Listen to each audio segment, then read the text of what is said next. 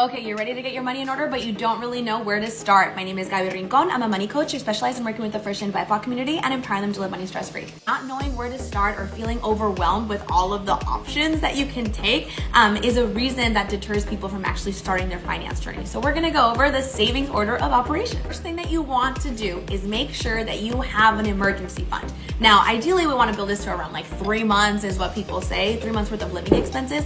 However, if you've got debt and other stuff to look at, think about what's the number that is going to make you feel like safe and avoid kind of credit card debt if something does happen. Number 2, you're going to take advantage of free money and make sure that you're signed up for your employer-sponsored retirement account, especially if they match, right? So that employer match, say it's 3%, 5%, whatever it is, try to contribute at least up to that number. Number 3, we're gonna start prioritizing high interest debt, specifically credit card debt, right? Now, obviously in steps 1 and 2, you were still making your minimum payments, but now that we've kind of funded a little bit of an emergency fund, taking advantage of that 401k or 403b, we can really focus on tackling that high interest debt and being more aggressive about it. An extra $20, an extra $50 goes a long way. Number 4, we're gonna move into opening and contributing, ideally maxing out, a Roth IRA or a traditional IRA. An individual retirement account is gonna be tied to you, so no matter where you work, you continue to fund that. And because IRAs are designed for retirement, they have tax benefits. So the difference between the two is gonna be if you get the tax benefits now,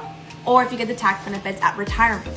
If you have an employer-sponsored retirement account, it's recommended that you open a Roth, as long as you actually can qualify for it, so that you can actually get those benefits at retirement as well. And step number 5 is gonna be increase your savings rate as much as possible. This is really when we're in that wealth accumulation stage. So are we now moving into home ownership or an investment property? Are we moving into just maxing out your 401k or maxing out also your Roth IRA and your 401k, potentially even starting to invest in a regular taxable brokerage account?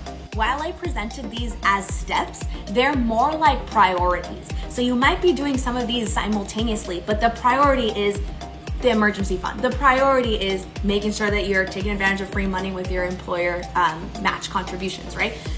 The priority becomes the high interest debt, the Roth, and then the maximizing the savings rate. Framing it in this way will help you align your finance plan based on what kind of area you're working on at that time. I hope this helps. Follow along for more money tips.